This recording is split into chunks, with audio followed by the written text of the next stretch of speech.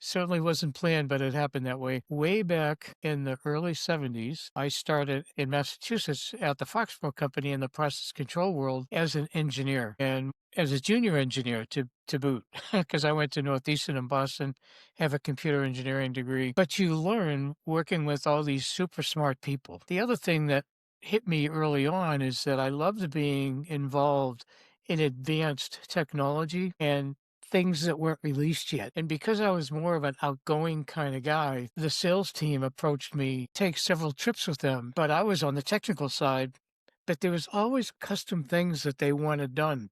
So they wanted an engineer, but the customer used to tell the salespeople to shut up and let me talk. So I knew that there was something there that I didn't know I had. So eventually I moved into the sales group as a home office account manager, but I did all the custom quotations that all of these process places customers wanted. And that moved me into the sales and marketing side of things. And I held some interesting titles, which mean nothing except my pay grade back then. And so I had this thing about being a product manager. So I ultimately left after 13 years at that one company and I moved into the computer world and went to work for Prime Computer, which was around in the mini computer space. And every time I moved up and finally got my first director slot. And then I said, okay, well, this is interesting. I really wasn't the best guy technically, but I knew what I was doing. So I ended up being on the management side of things. And I kept getting all these opportunities to become director. And then I became an interim vice president at Rockwell, which is very well known for bombers, but I was on the commercial telecom side. And one of the things that was interesting is I took a temporary job while they were trying to hire a replacement for somebody. And I did such a good job